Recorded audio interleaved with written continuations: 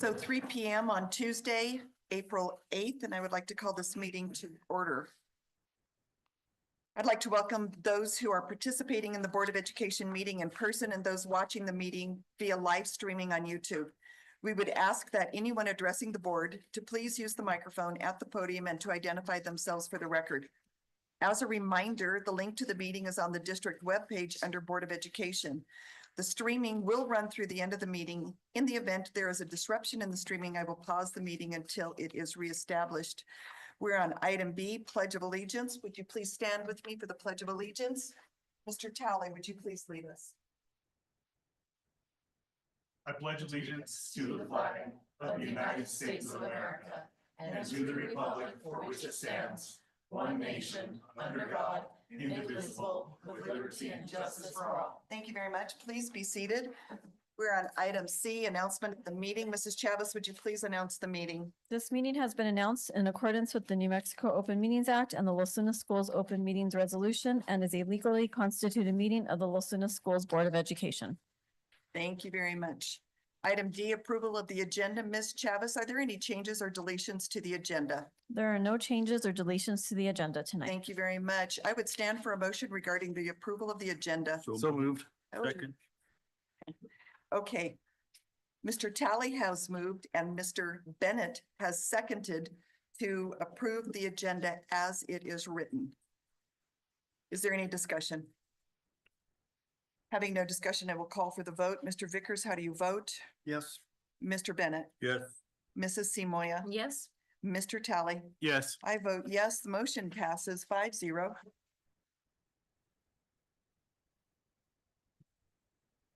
We're on item E, approval of the consent item. I would stand for a motion regarding the consent item, but we did not consent, so we're actually just going to go right into it. Mrs. Wolf? Madam President, members of the board, I believe we would still need a motion to second it to discuss the action item on the agenda as submitted. Madam President, Yes, ma'am. I would move that we, as we only have one consent item, that we do not approve, but basically put up item G, approval of Los Lunas Schools Board of Education scholarship recipients as a discussion item this evening. Second. Okay.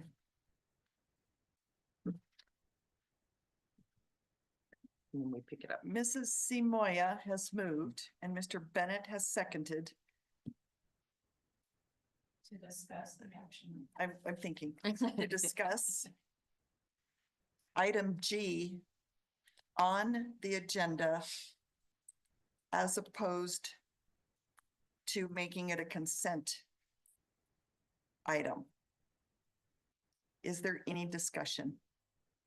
Madam President, I got a discussion on this. No, this is just on the item E, on the approval of the consent Oh. item. We'll get Whether to or not- G. This is why it's. This is moving it. confusing. Yeah, this is Yeah. moving it to an This action. is there any discussion about basically not approving the consent item? That's basically what we have done. Okay, I'm going to call for the vote. Mr. Bennett, how do you vote? Yes. Thank you. Mr. Talley, how do you vote? Yes. Mrs. Simoia, Yes. Mr. Vickers? Yes. I vote yes. Motion carries or passes 5-0. We are now on item F. Presentation of the budget. Mrs. Chavez, this is for you, please. I will have Mrs. Tracek provide the information for the presentation of budget 25-26 fiscal year. Thank you, Mrs. Tracek.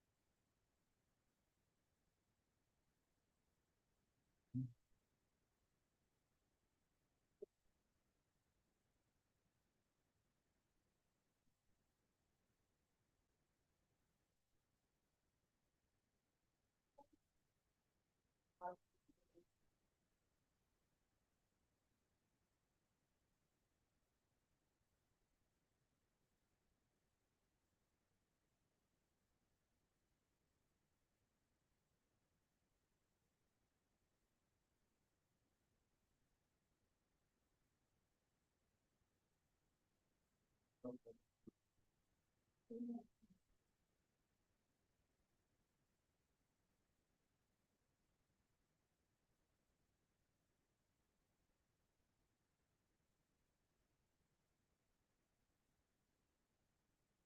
Dr. Osowski, can we just take a 2-minute break while they? I think we should. Yeah, I will call. Oh, let's see, are we bringing it? Technical difficulties, please stand by. No, Yeah. just joking. There we go. There we go. Never mind. Anytime. All right.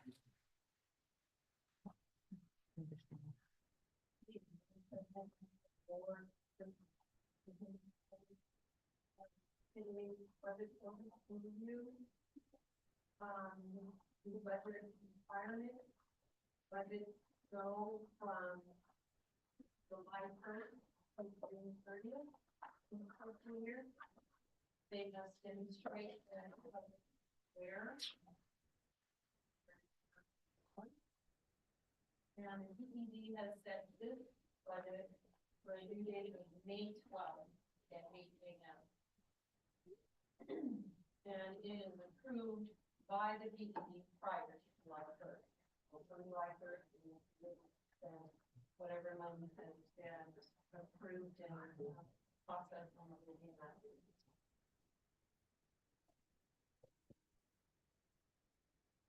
Okay, this is a little cut from the manual procedures of supplement 1, talking about budget planning. Kind of just talks about how a budget is kind of a way to express in financial terms a story of what is happening with the economy. And so it does kind of force you to make sure that you're looking at different changes before making decisions, making sure that you can afford to agree to hire FTEs and make sure that you can afford with the balance, since it does have to be balanced.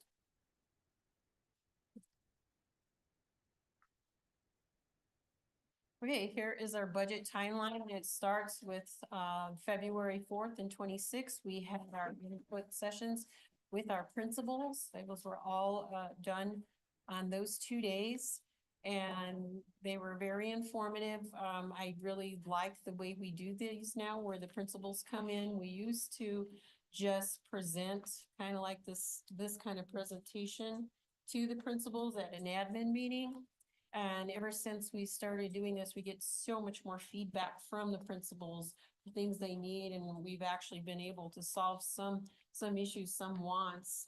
You know, when you hear about them, it's like, oh, I can solve that right away. So it's been very beneficial, and it's been good to know their struggles and what you know, what we're doing well with the budget and what we're not, and just talking about stuff doesn't guarantee, you know, this is their wish that they're going to get it. But often I think we've been able to solve a lot of issues by having those budget meetings.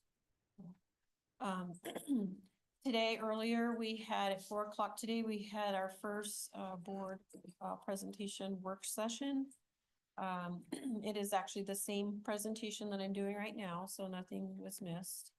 And now we're going over it again at this meeting. April 9th through the 11th is PED's spring budget workshop in Albuquerque all day. And I will be attending that with a lot of other employees will be going, and hopefully we will find out some information about the budget. That's what it's meant for. We'll see what happens. April 11th, which is this Friday, is the deadline for the governor to sign legislation that does affect our budget. Like, for example, what the percentage of raises will be this year, and that will help them to determine the unit value. It also has some information like with the nursing system, tiered salaried, talking about the levels for the teachers. Some of those things still have until April 11th to be done. April 15th, we have both a work session and our regular board meeting presentation of the budget. April 22nd, we have a presentation with NEA. And then later in that day, there will be a parent advisory meeting at 5 o'clock. So normally our board meetings are at 6. This one will be at 5 after the NEA presentation. April 29th is between 3 to 5, another work session on the budget. And then hopefully the final presentation on April 29th at 6 p.m. for the budget to be approved. And then May 12th is our budget due date to the PED first thing in the morning. Okay, so the next couple slides I don't have the amount of revenue yet that we will be receiving in our SEG. However, the next few slides do kind of give indication of some factors in the SEG calculation. First one, of course, would be your student enrollment, and you see a trend starting in 2016 to 2025.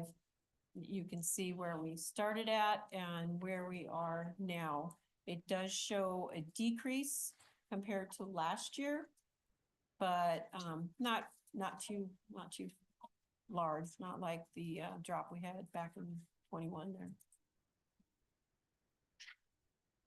Another factor in the SEG is the teacher cost index.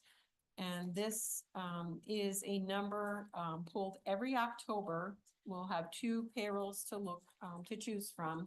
We'll give the report, we report out what our teacher index is. And that is a calculation based off of looking at our teachers, looking at the education that they have and the amount of years that they have at that point in time in October. You can see comparing, and then really what you see the year I have at the bottom, that is October of 24, because we haven't had October of 25 yet. So we will be using the figure from October of 24 on fiscal 26. So you can see going from the prior year, we are up just very slightly. Another factor in the SEG is the at-risk index comparison. And that's giving you a few years comparison.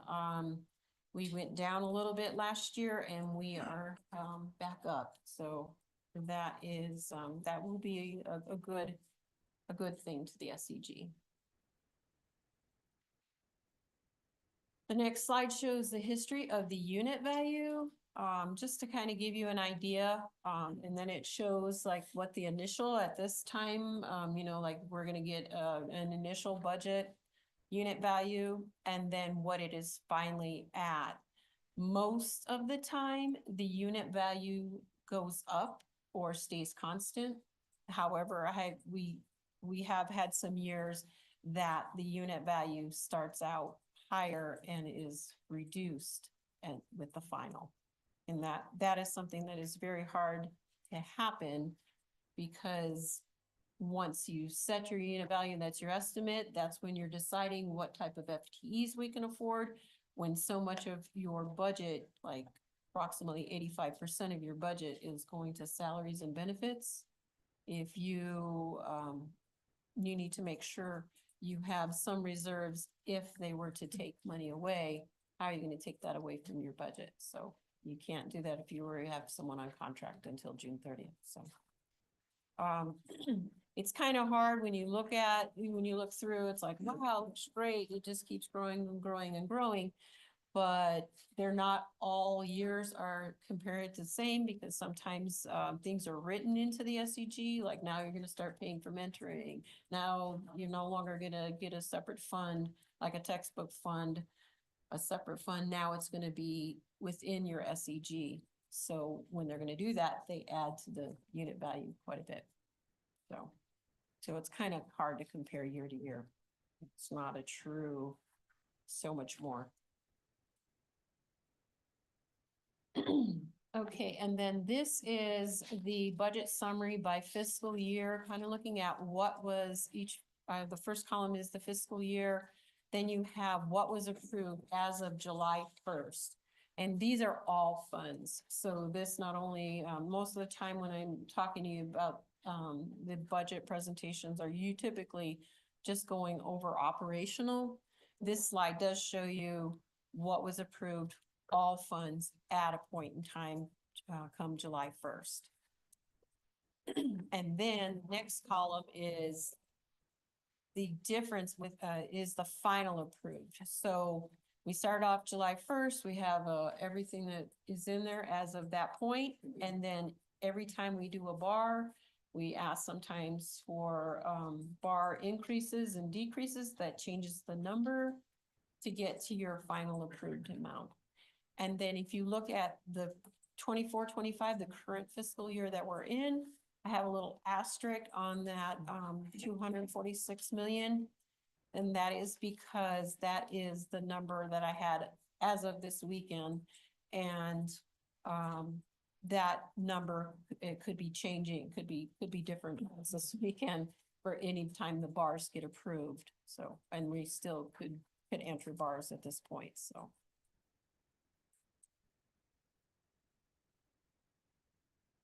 Okay, so current information. So some of this information is what, how we're seeing it right now, the budget.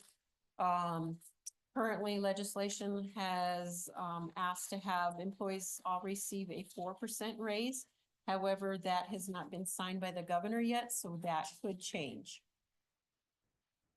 Medical insurance increase, this is something that we've been told is going to happen. Medical insurance is going to go up 9.95%. And that will, that is in effect for both the employer and employee, because the whole premium is going up almost 10%. And then we share, a percentage of that premium. Dental insurance is also going up 4%. Also, again, for both the employee and the employer. And that's estimated to cost, 12,000. I believe I forgot to mention, the medical insurance is estimated that it will cost the district 650,000. Risk insurance increases, we were told overall are going up 16%. However, I did recently receive an estimated bill, our estimated bill, and comparing the final bill from the current fiscal year that we're in and the estimate for next fiscal year, the increase is 400,000. Also, nurses could possibly be listed with a 3-tier pay scale, like the teachers have a 3-tier pay scale. That is also a possibility. Okay. This next one is insurance increases versus raises, and that's, I bring this one up just because I remember years and years listening to this, and some people, hearing the percentage of the raise being less than the insurance, they actually think that their check is going to be less. And so this just kind of goes over a little, example of an employee. The first section, I don't know if you're aware or remember that our insurances depends on the employee, how much they make their salary. If they are less than the 50,000, the employee pays 20% and the district pays 80%. And then the next category is from 50,000 to 59,999. That employee, their salary with that, they would pay 30% and the district pays 70%. And the last category is 60,000 and more. The employee pays 40% and the district pays 60%. So let's go back to, let's go now. In the example I have here is Blue Cross Blue Shield High Family. So that is the most expensive.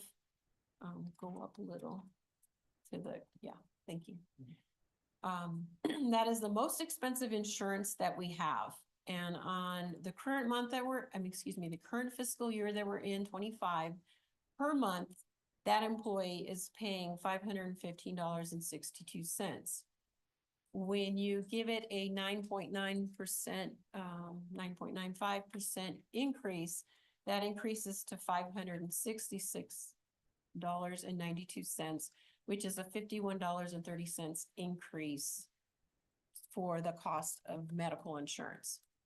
And then I picked an example of an employee making $35,000 in the current fiscal year that we're in, and say the raises do stay at 4%, they would be making $36,400 next fiscal year, which is an increase of $1,400.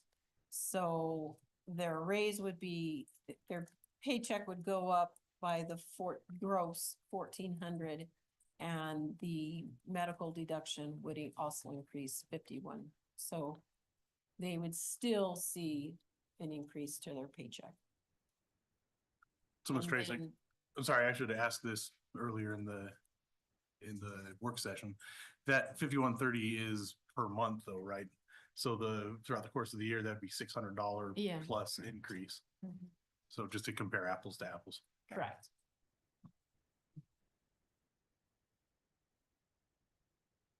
So, the next thing also goes for each category. Whether they're, the employee makes the 50 or the 60 categories. So those are the price differences. And you're right, it doesn't, I should probably add to show what the true amount as a year to date.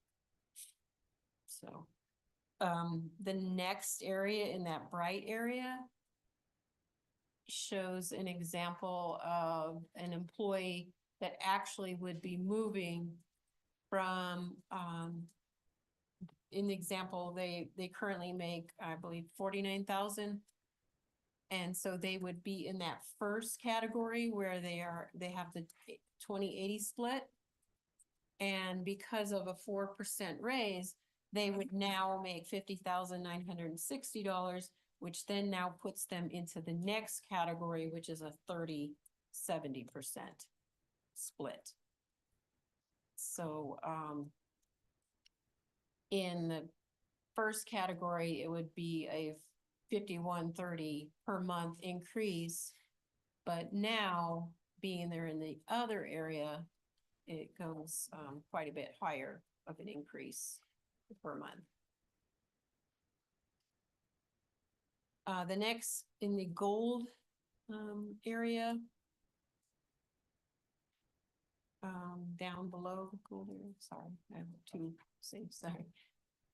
And this shows kind of how I'm mentioning that the increases to both the employee and the employer. I picked the first section. Right now, this fiscal year, with an employee paying the 20% and us paying the 80%, the total premium is at the $2,578.10. Next year, the employee would pay the $566.92. District pays the $2,267.70. So it just kind of has the breakout of the 80/20, showing both of them are sharing that total cost in next year of 2,834.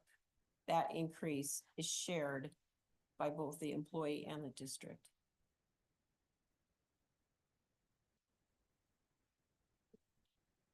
And that's actually all I have. That really went a lot faster this time. Thank you, Mrs. Tracy.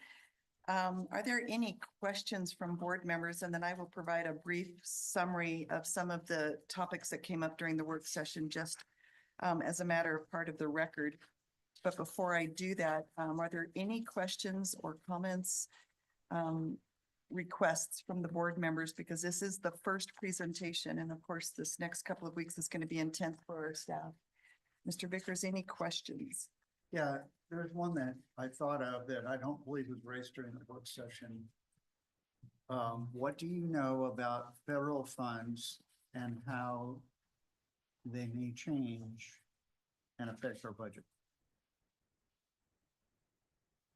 Well, we, so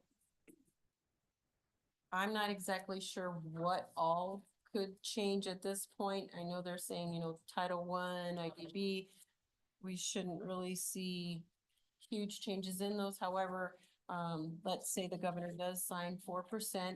Sometimes those do affect the federal funds. They have not been increasing the way our state has been increasing. It's getting more expensive each year. And so some of the federal funds are gonna push to the limit. I know that Title II is one that's kind of, is questionable amount, but I know that they are working on that like now, so. So I'm not exactly sure how that's all working, if that's based off of, like if that's gonna be affected in the future and not this fiscal year. I'm not sure if you are aware. I have not, yeah, because I know that, they have to have their application for Title I and Title II about the same time that our budget is due, so those two will be done. I believe Title III is in jeopardy.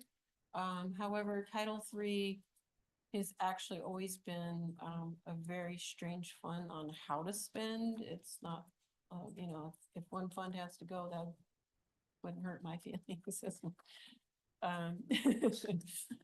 So, but just kind of seeing some things that are happening, I do worry on what might happen. And then we know that, operational always is the fallback for everything. So, it's good that we have reserves.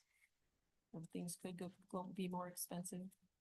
And, things might have to be cut out or reduced in the federal funds. So, I don't know a lot of the amounts yet at all. So not only do I not know operational, I have not been told a single, I don't know any of the other funds amounts yet. I think Just one. It's a I lot think of, everything that I've read, the biggest concern has been how will it flow from the federal government to the states? Great big huge question. And then how will it flow from the state to here?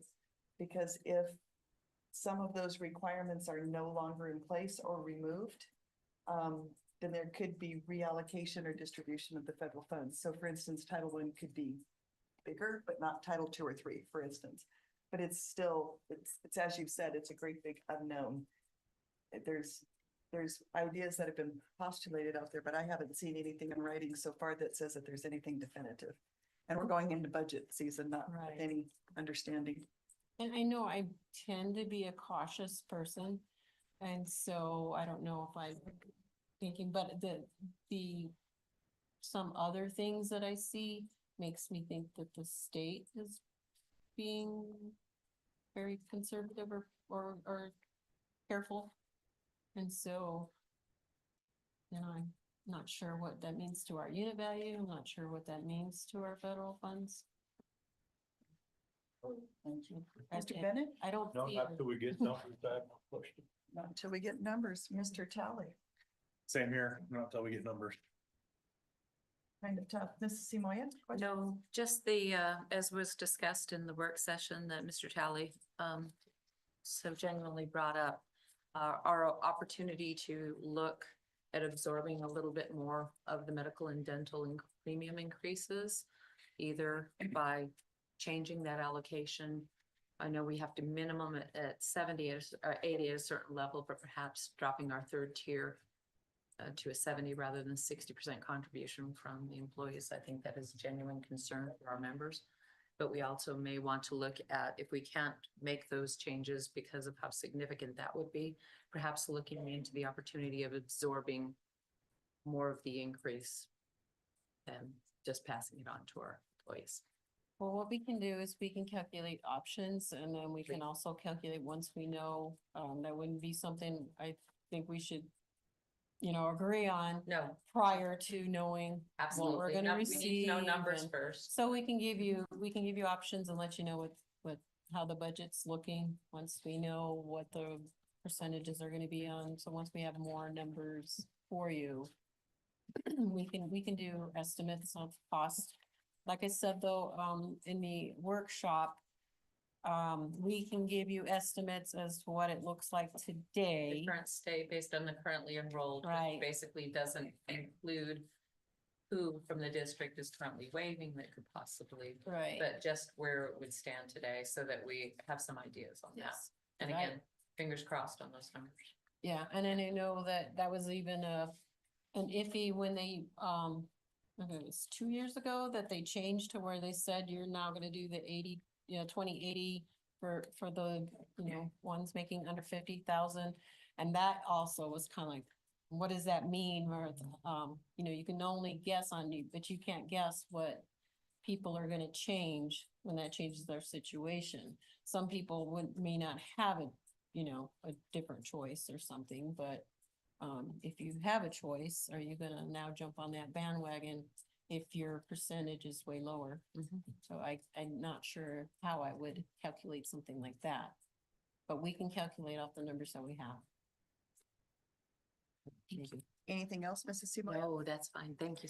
For the public's information, some of the comments that we talked about as we went through the presentation, I pointed out on slide 3, in the last sentence, to achieve this basic purpose, a comprehensive budget must be integrated with the entity's financial management system to ensure that objectives of planning, coordinating, evaluating, and controlling are attained.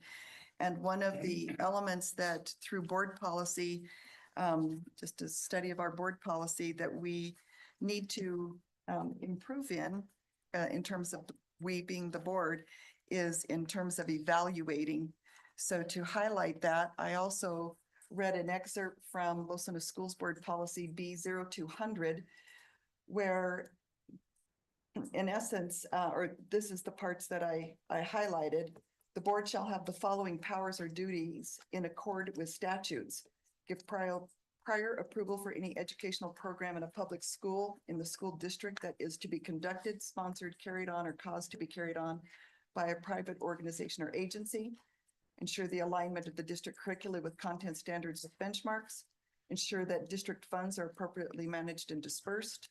Be responsible for oversight of revenue and expenditures within the district budget.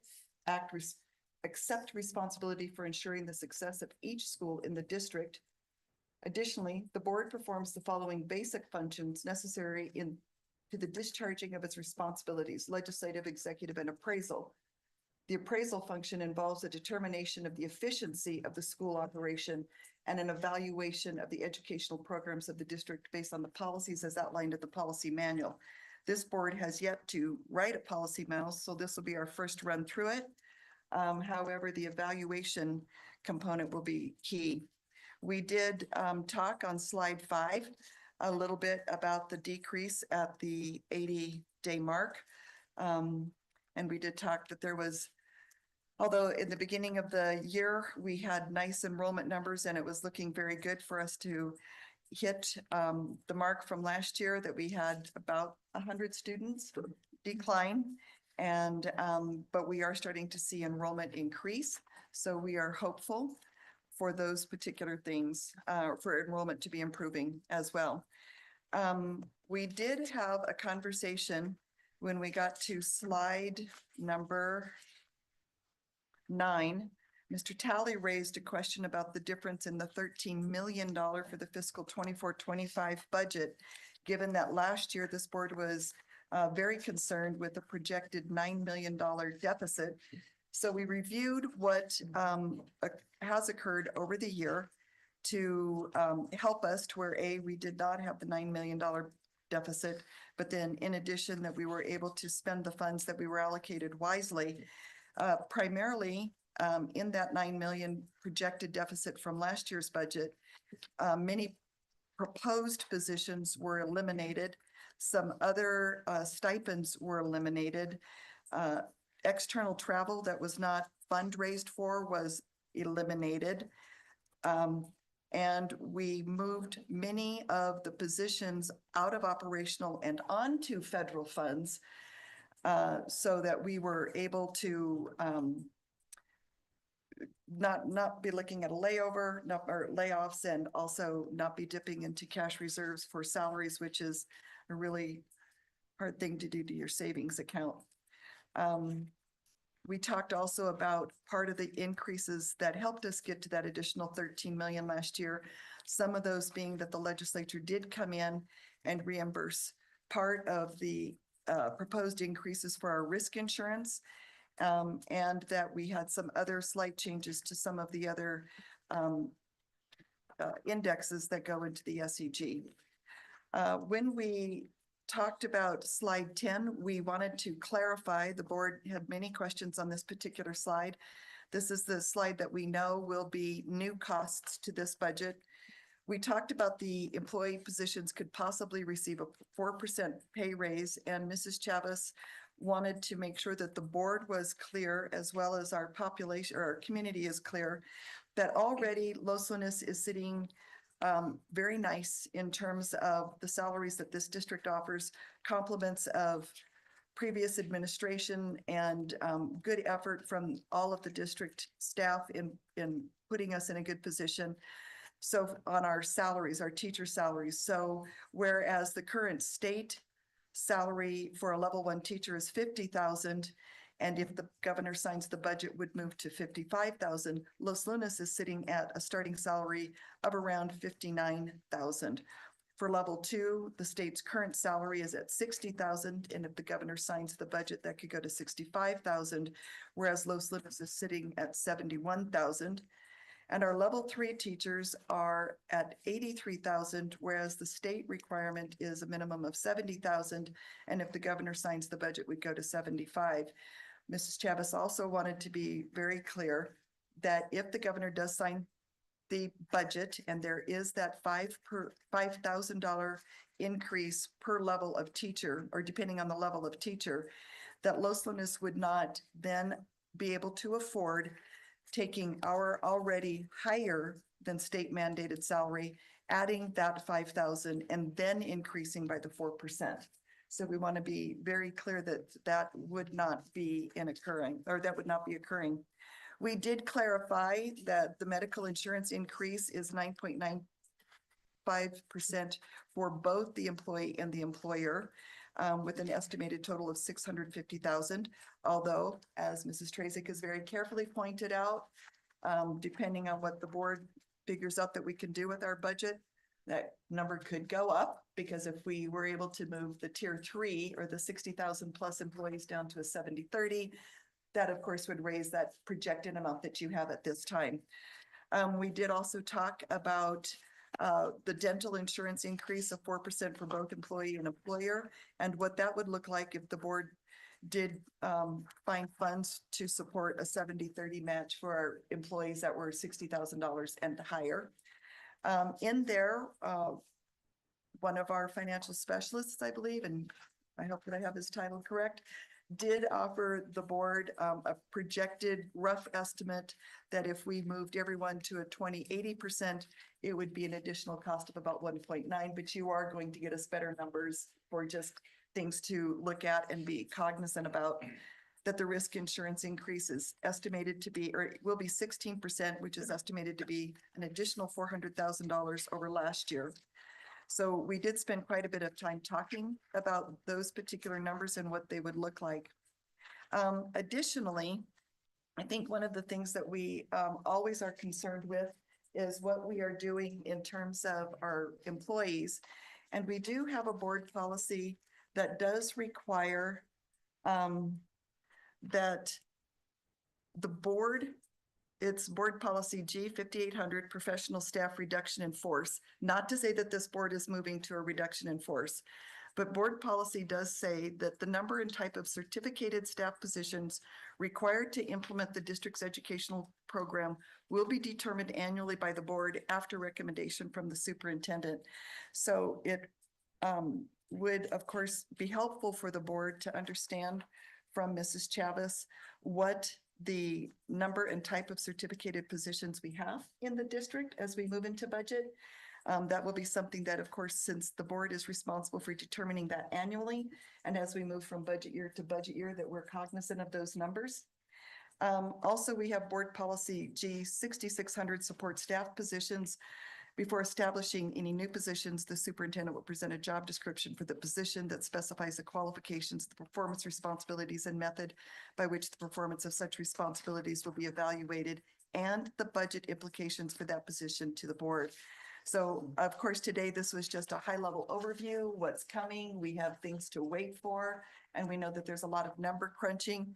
But I know, Mrs. Chavez, you had indicated to us that you would appreciate hearing if there are things specifically that the board would like to know before we move into the nice hard work coming up above or coming in front of us. Is there any other additions from the work session that I missed that we should be adding for the public record? Did I capture them? Good notes. Okay. This item was for presentation only. No action is needed or warranted. I would like to now move on to item G, the approval of the Los Lunas Schools Board of Education scholarship recipients. This was originally on the consent item. It was dissented by board member Bennett. And so, Mr. Bennett, I'm going to give you the floor, please, while you talk about the reason for your dissent. Yeah, because the discussion I want on that is, one, the dollar amount that goes to the recipients of the scholarship. I would suggest, on the ones that were qualified and be awarded to be $1,000 each. And also on that, my understanding is that the scholarship was always given to the school in which they attended, and I'd prefer that the scholarship fund would actually go to the individual. Like a check, instead of going to wherever school they're going to. Once they present that whatever school or institute they're going to. So it's not just gonna be a given check, but once they show that they're enrolled, they're going to a university, a college, trade school. And So, check. so as opposed to, I'm just going to take an example for students who choose to go to New Mexico Tech, Mhm. which of course we know is a superior school. New Mexico State. Fine Oh, little, sorry. fine little. I mean, New Mexico Tech is great too, but New Mexico State is. This is ongoing, so it just never ends up here. Okay, so for those students who choose or who are going, in the past, our practice was to send the scholarship amount directly to the school. Correct, Send it to New Mexico Tech and then it would go into the student's account. right. But you are suggesting that we think about, and with a motion, we would change that practice, that the check, once the student demonstrates to the board that they are truly enrolled and accepted and enrolled, that we would write the check directly to the student. Correct. That is correct. Okay, so I need a There's a motion. lot of scholarships that go that right. The Right. Hispano Chamber, I believe, does that, and several other ones. It's that way, I So think it looking just, for consistency, is Yep. that your purpose? Mhm. Okay, so I'm looking for a motion to that effect, Mr. Bennett, before we have further discussion. Madam President, I move that we approve the Los Lunas School Board of Education scholarship recipients with the caveats that Mr. Bennett has placed, that they each receive $1,000 scholarship. Also with a check made directly to them as opposed to the institution that they will be attending. Thank you, Mr. Talley. Is there a second? I'll second. Thank you, Mr. Bennett. Is there any other discussion?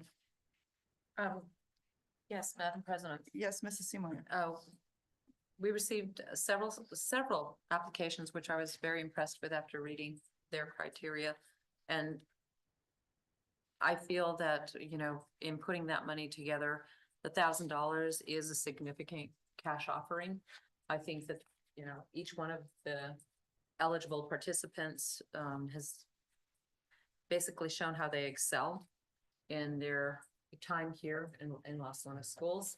And I do think the $1,000 with the lottery scholarship and other scholarships that these individuals will be receiving, I do feel that the cash in hand, once they show evidence of actually being enrolled in the financial institution, whether it's a small school like New Mexico Tech or a superior college like the University of New Mexico, I do believe that they can actually utilize these funds still both subpar to New Mexico State. Well, it's a fine little institution, 250 miles It's south. always in the top 20, just saying, always. This is going to continue. Yes. So that was just the comments that I had, and I appreciate Mr. Bennett bringing this discussion item up, because once we're able to announce who those students are, we will be definitely enjoying the opportunity for them to receive this.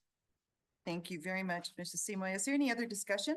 Yeah, I just want to further a little bit of that discussion. I think part of the reason of giving the amount to the individual rather than to the institution is, a lot of times the institution, that the money that goes from like the lottery scholarship or opportunity scholarship goes to the institution as well.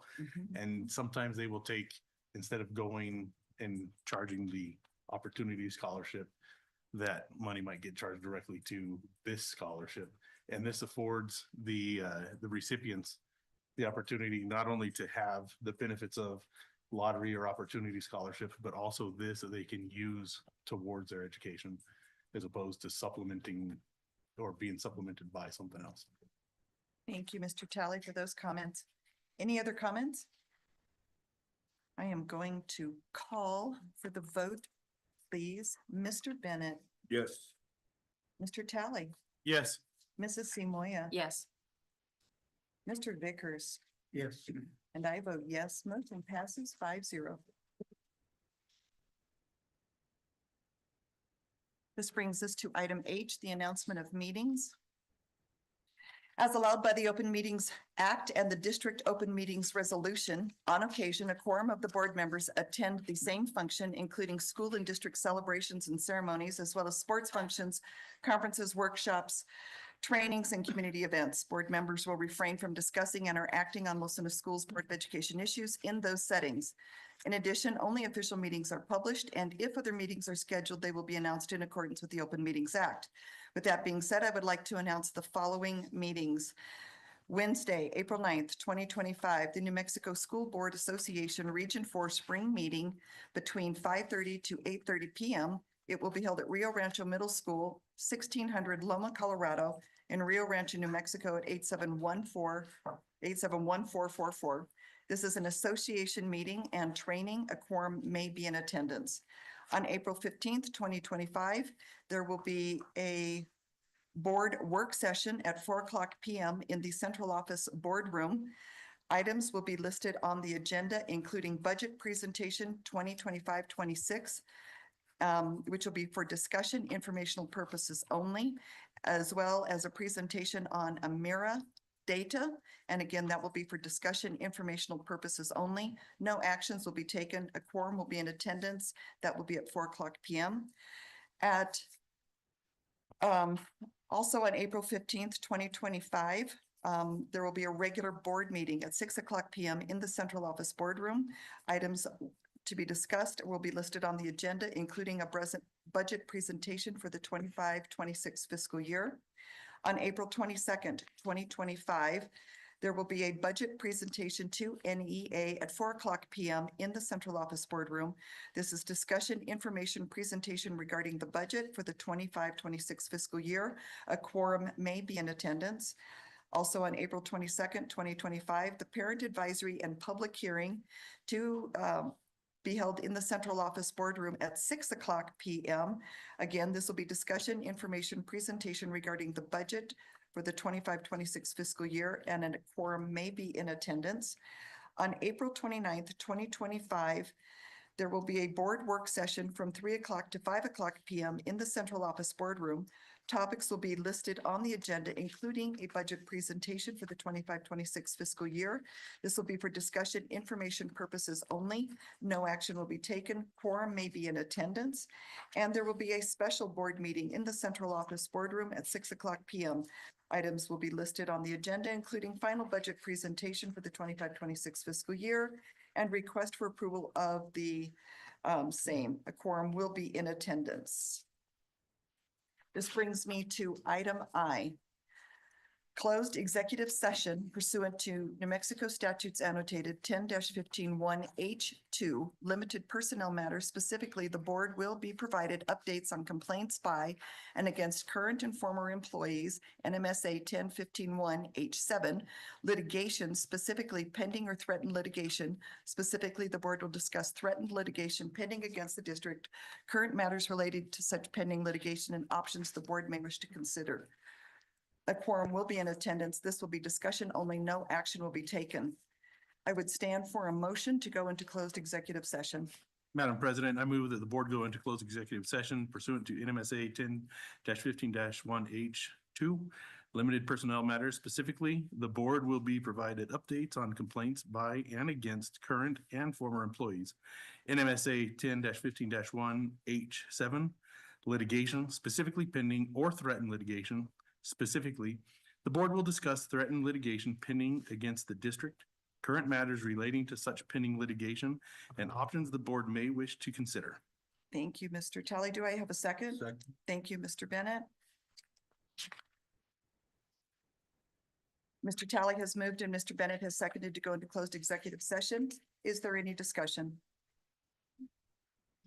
Having no discussion, I will call for the vote. Mrs. Simoia, I vote yes. Mr. Talley, Yes. Mr. Vickers, Yes. Mr. Bennett? Yes. I vote yes. Motion passes 5-0. The board will be in closed executive session at 6:55 PM.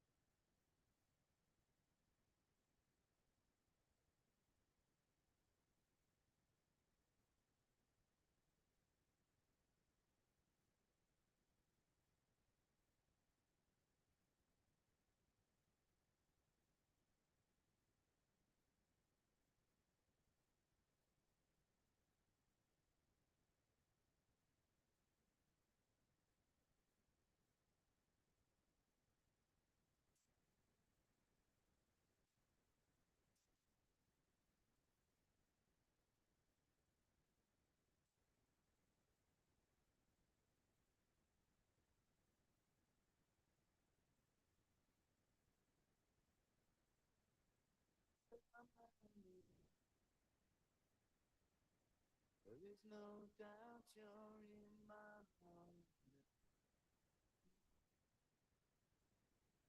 That woman, take it slow, it'll work itself out fine. Oh, just a little favor. You got me this song, and the song together fine. Oh, just a little favor.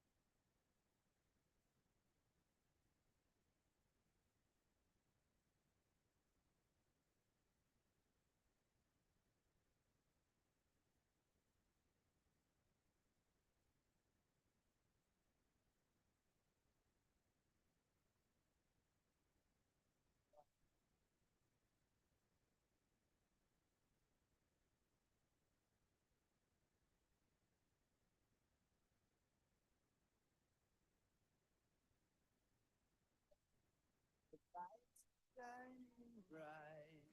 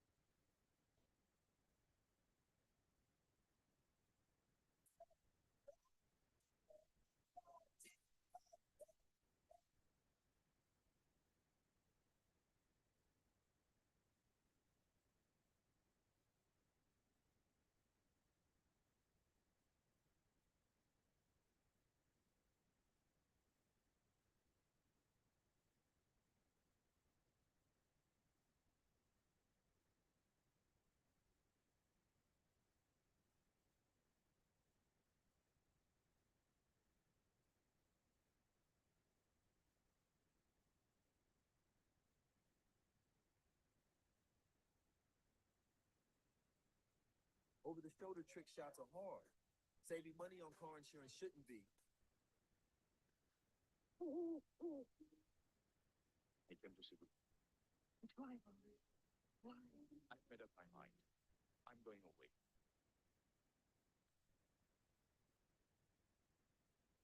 Then I should be alone. journey into the desert you've spoken of. You will take it alone. What else can I do?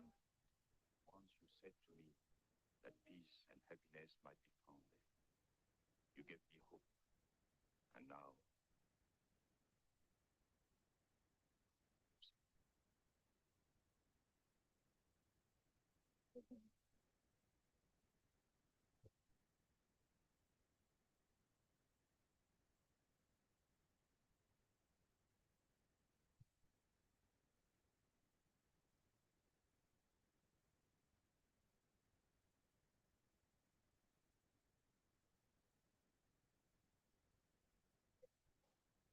Love you.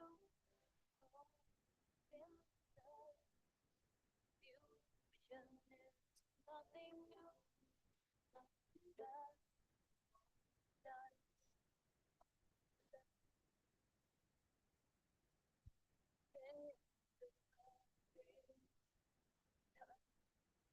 All the times you picture me, all too far ahead.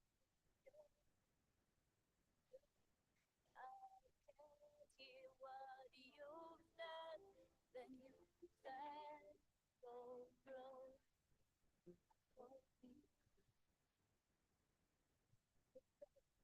And unwind your love.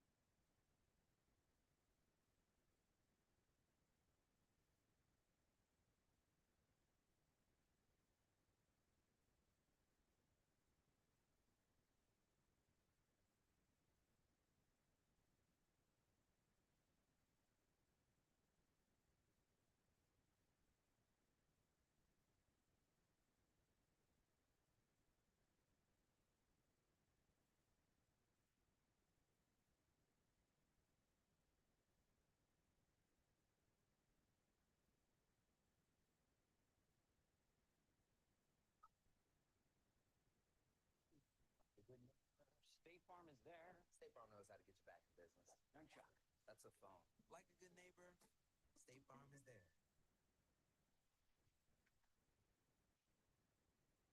Let's let's talk about Intel 18A. It's not just another process technology stop for Intel Foundry, but a milestone in the history of chip making. That's because of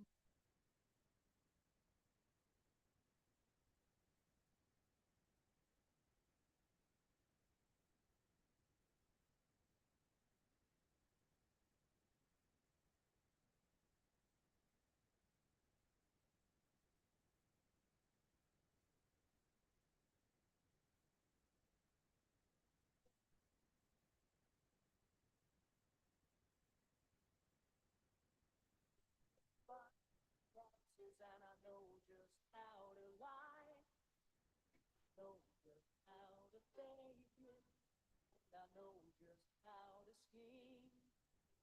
I know just when to face the truth, and then I know just when to dream, and I know just where to touch you, and I know just what to prove.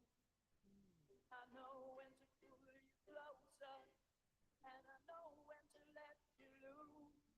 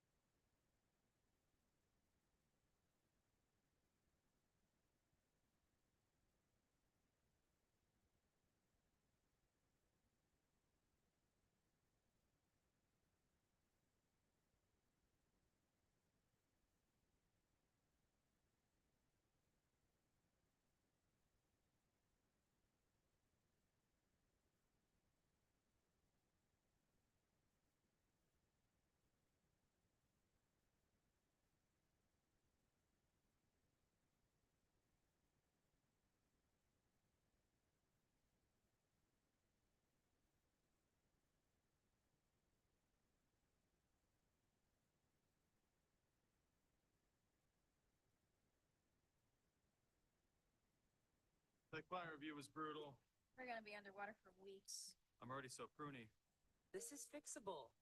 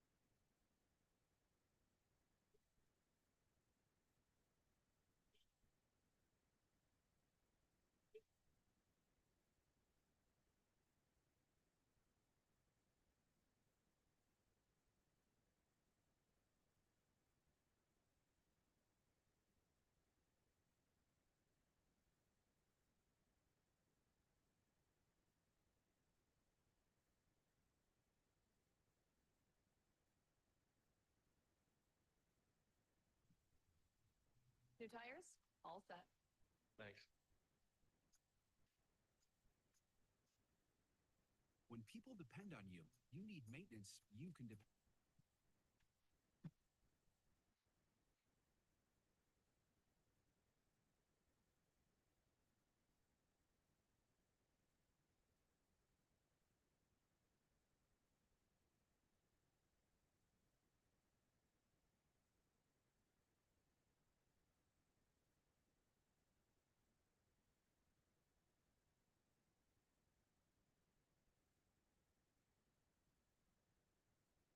It's a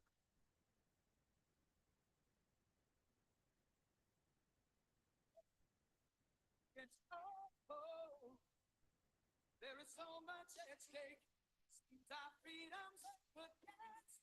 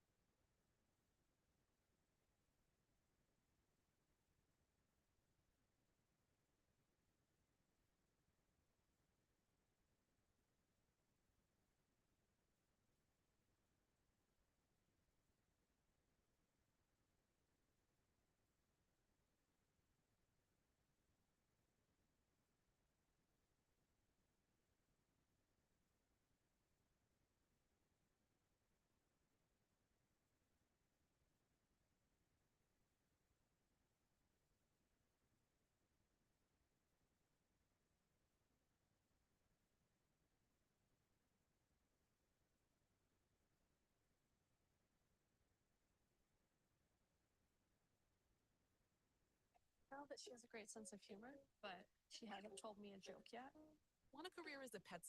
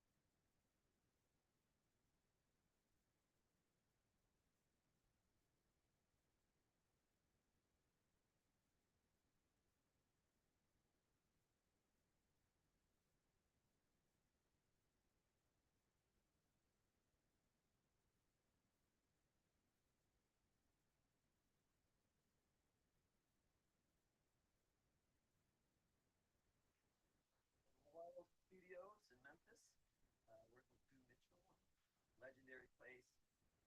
It's got all the vibe you could ever all.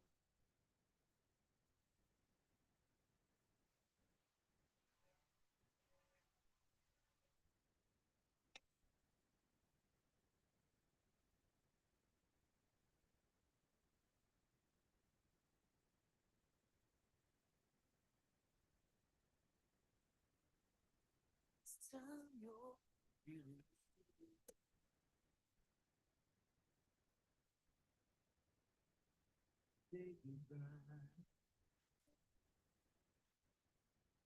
My broken heart and freedom.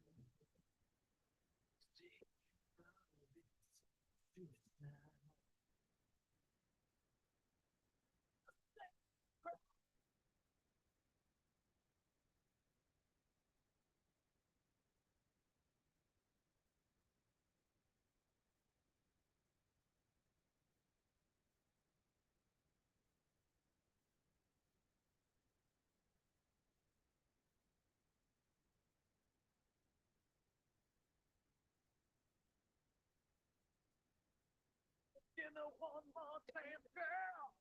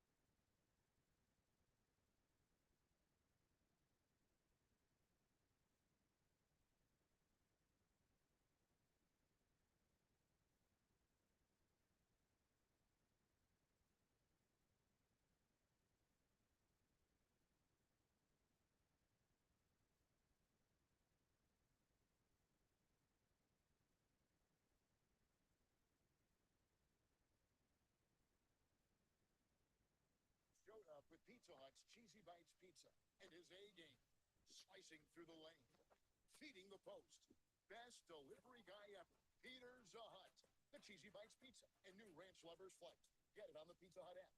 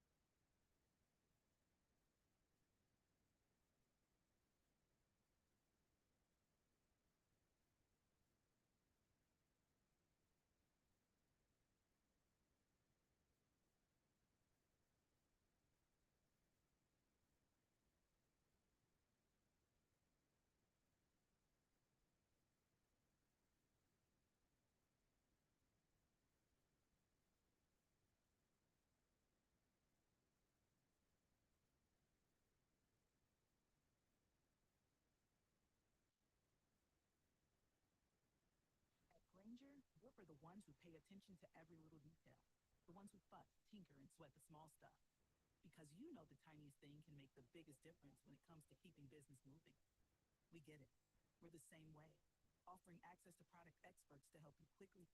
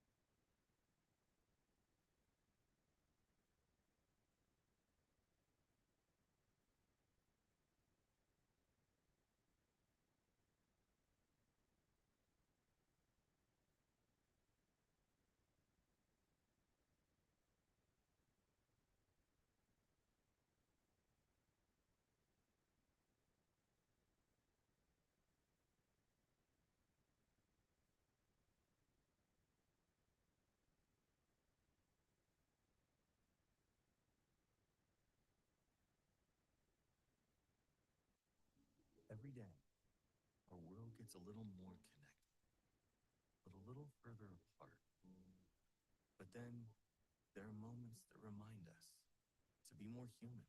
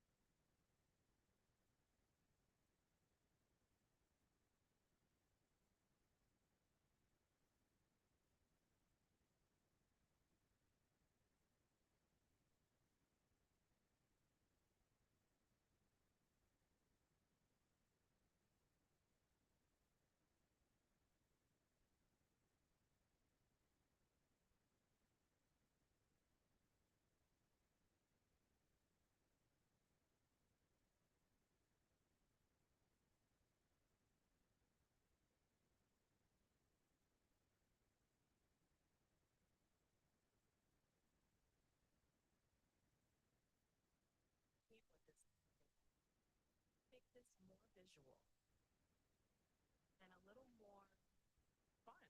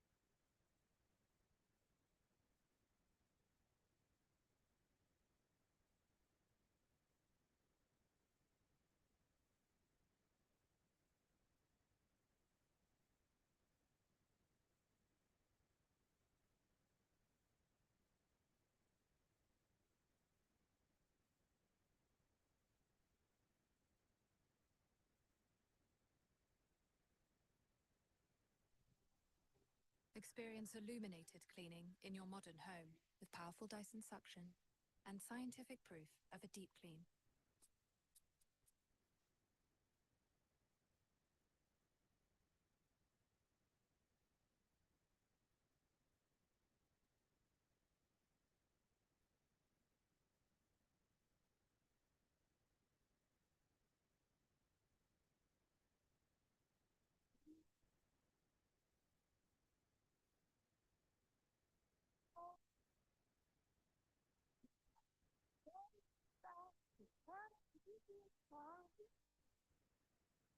You won't have to think twice. You don't know. You got that day inside. Leave you. Of that job. Leave you. Oh, yeah. And she knows just what it takes. So,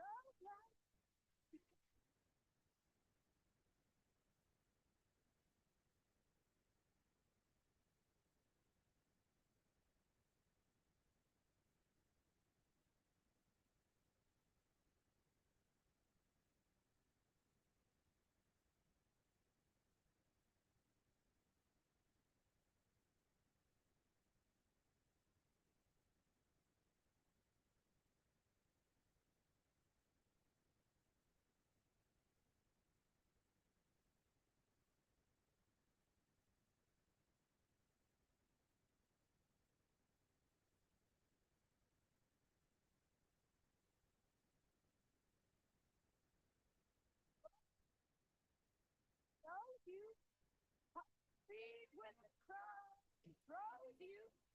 She's ferocious. And she knows just what it takes to make it progress. Oh, boy. Think she's fast. She's got head inside.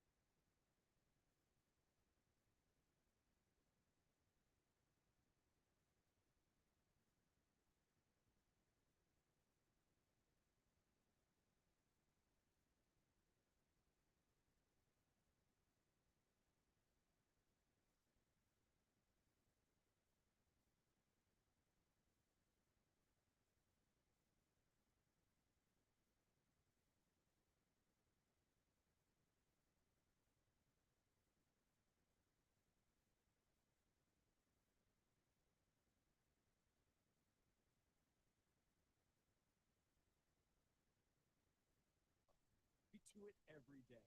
But here's the thing. Improving your hiring process happens one small step at a time. Not sure where to start? That's fine. Here are just a couple of things you're going to learn in Insight Global's new complete guide to hiring. How to hire with a long-term strategy in mind. How to prioritize exactly what you need from your new hire. How to find and assess talent so that you get it right the first time.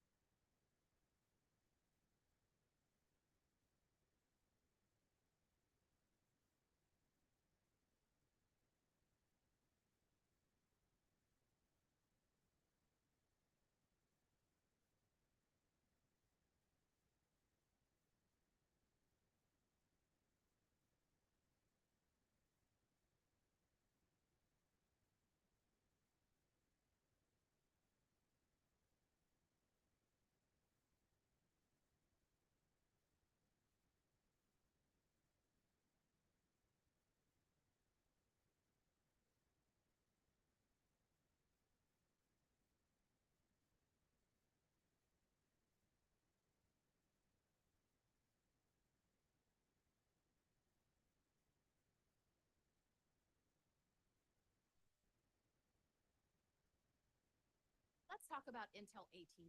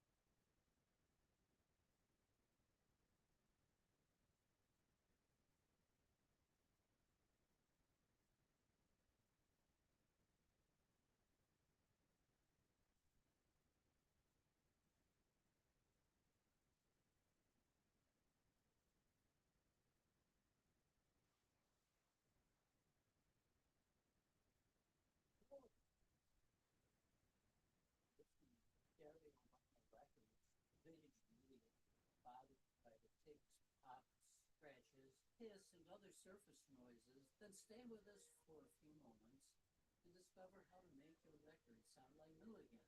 Here at Packburn, we love recorded music. Wir sind die Auslandnova the Scorpions.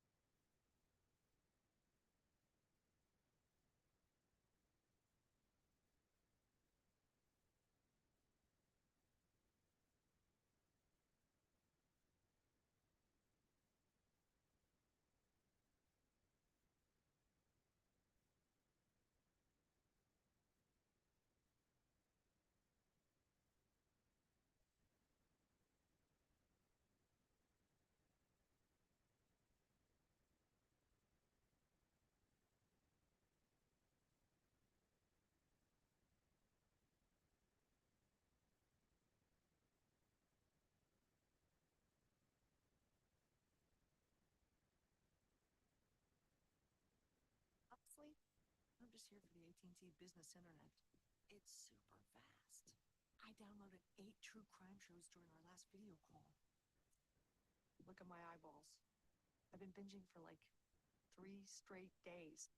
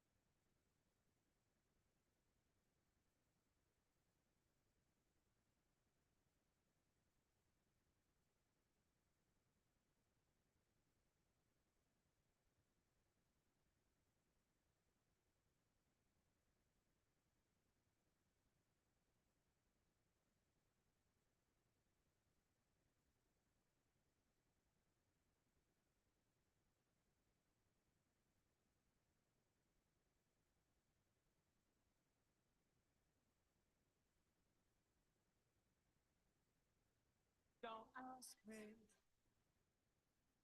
what you know is true. Don't have to tell you I love your precious heart. I was standing, you were there, two worlds collided, and they will never tear us apart.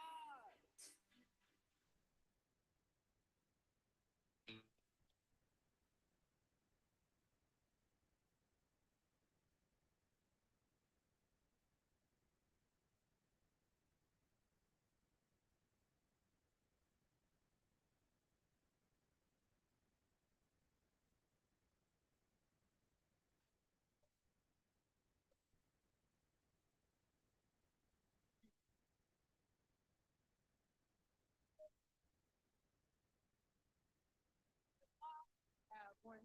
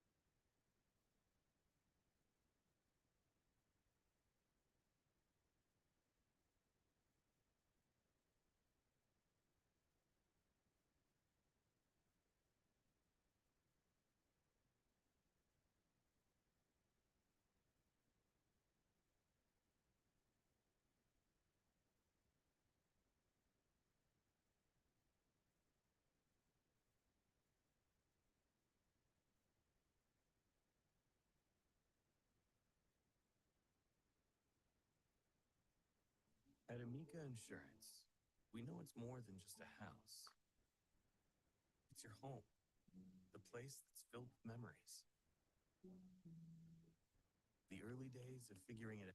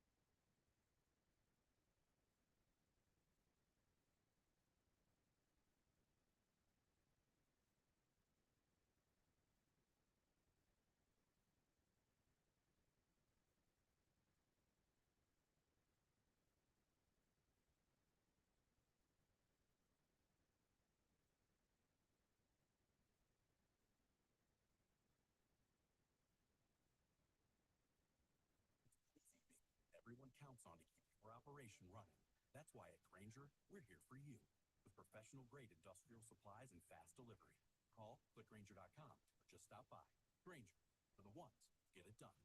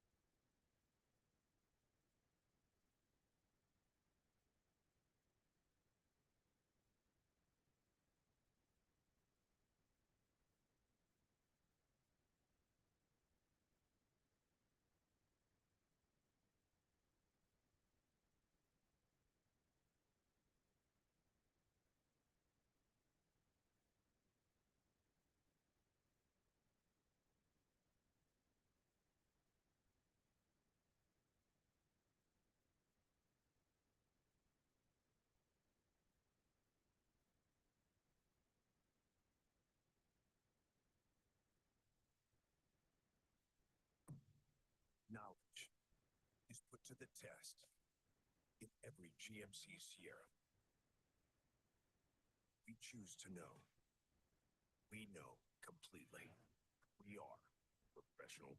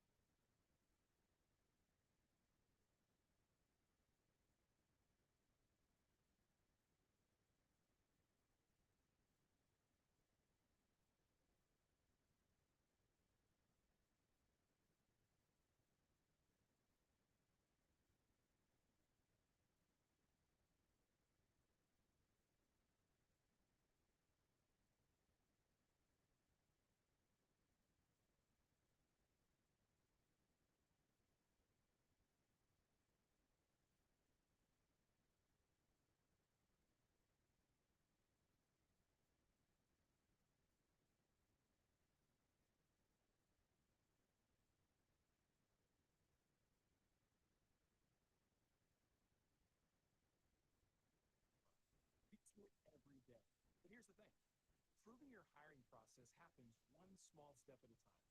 Not sure where to start? That's fine. Here are just a couple of things you're going to learn in Insight Global's new complete guide to hiring. How to hire with a long-term strategy in mind. How to prioritize exactly what you need from your new hire. How to find and assess talent so that you get it right the first time. And lastly, how to retain your new hires through onboarding and other development strategies. Get these actionable insights that you need to transform your strategy and hire with confidence with our complete guide to hiring. Here's the problem, Doctor. It's this new album. I wrote a song about a girl. I made her up. It was only a song, but I can't get her out of my mind. And every time I think of her, I picture her with the other guys, never with me. She's driving me nuts, but she's so beautiful. Picture this. Song.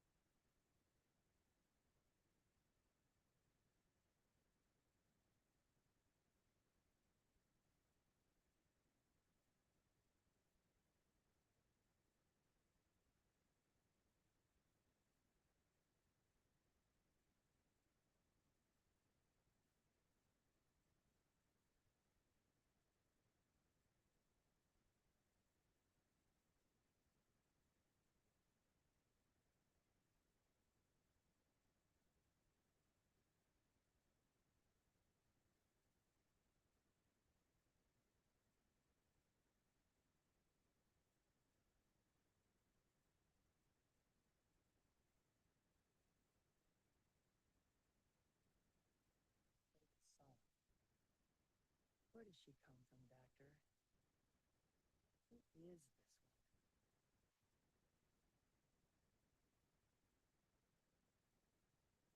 I have absolutely no idea.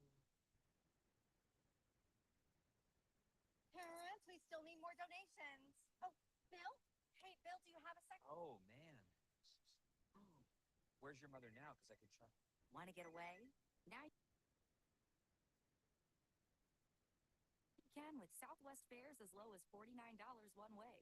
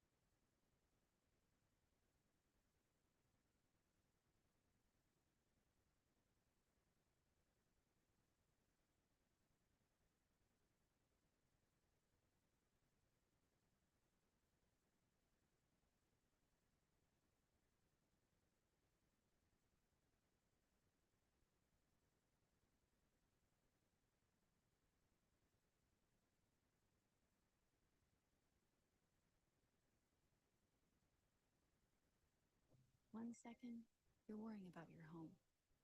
And then, thanks to ADT, there's a lot less to worry about.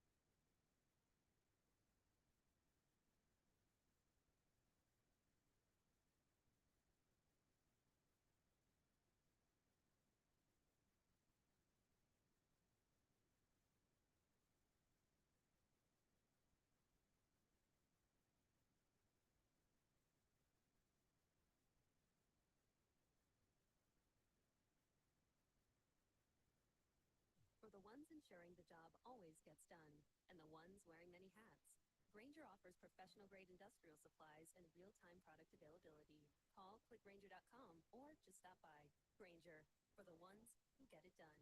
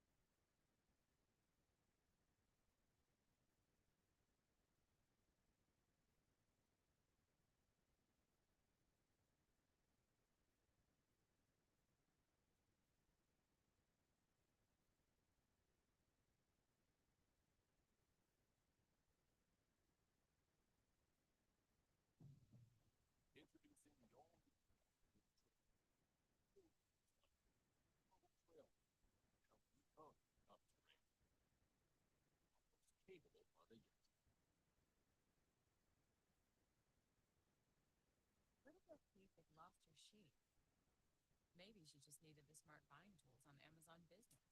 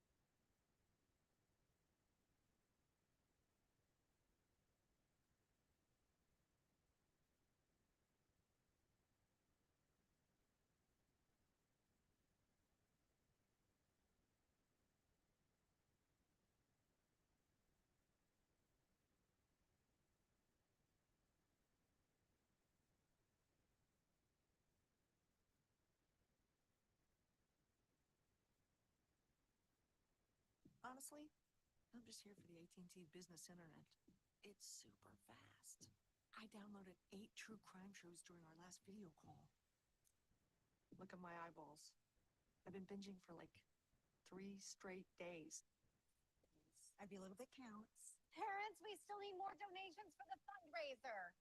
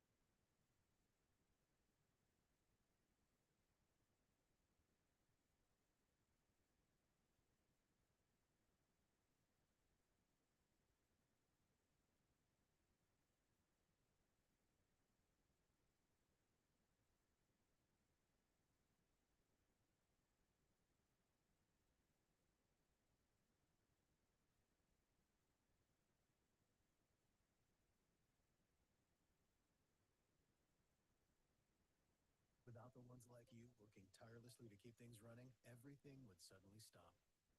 No matter your industry, Granger's here for you with professional grade supplies. Call, click Granger.com or just stop by. Granger, for the ones who get it done.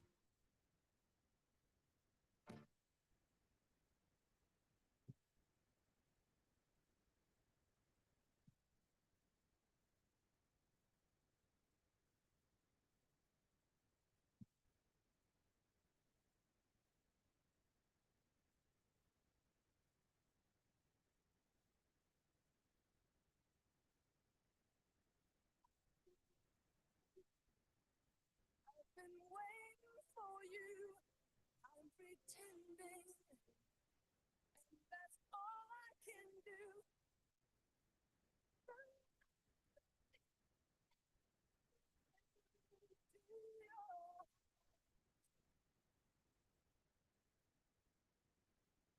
You've been hiding.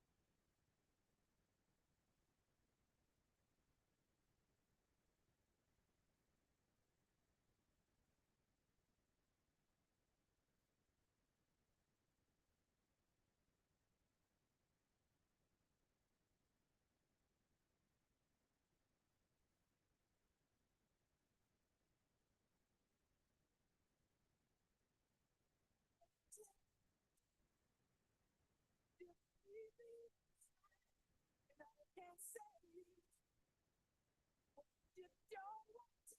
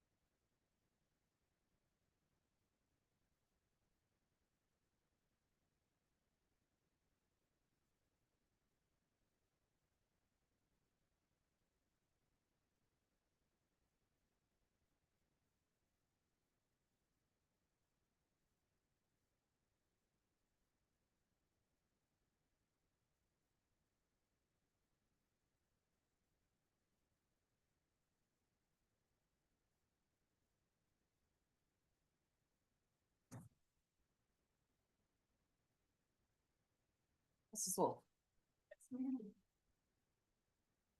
I would stand for a motion to go into regular session. So moved. Second. Okay, I'm going to give credit for that to Mrs. Simoia and the second to Mr. Bennett because he speaks louder. Mrs. Simoia has moved and Mr. Bennett has seconded to go back into regular session. Is there any discussion? Having no discussion, I'm going to call for the vote. Mr. Vickers, Yes. Mr. Bennett, Yes. Mrs. Simoia, Yes. Mr. Tally. Yes. I vote yes, motion passes 5-0. The board is back in regular session at 9:34 PM. We are on item J, report on closed executive session. As announced, the Los Angeles Schools Board of Education went into closed executive session at what time? 6:55. 6:55? Yes. 6:55 PM. As stated in the motion, the board went into closed executive session pursuant to NMSA 10:15-1H2, limited personnel matters. Specifically, the board will be provided updates on complaints by and against current and former employees. NMSA 10:15-1H7, litigation, specifically pending or threatened litigation. Specifically, the board will discuss threatened litigation pending against the district, current matters relating to such pending litigation, and options the board may wish to consider. A quorum is in attendance, was in attendance, discussion occurred only, no action was taken. I attest that no other topics were discussed than those listed in the motion and that no action was taken during the closed executive session. Item K, action is needed regarding the closed executive session. From my colleagues, are there any motions that you would present at this time regarding what was discussed in closed executive session? Having no motions proposed or actions regarding what was discussed in closed executive session, I would like to move to item L, adjournment. This leads us to the adjournment of the meeting. I would stand for a motion. Second. Thank you, Mr. Bennett. Thank you, Mr. Tally. Mr. Bennett has moved and Mr. Tally has seconded to adjourn the meeting. I am calling for the vote. Mr. Tally, Yes. Mrs. Simoia, Yes. Mr. Bennett, Yes. Mr. Vickers, Yes. and I vote yes. Motion passes 5-0. The meeting is adjourned at 9:35 PM. Thank you, everybody, for staying late. I apologize. It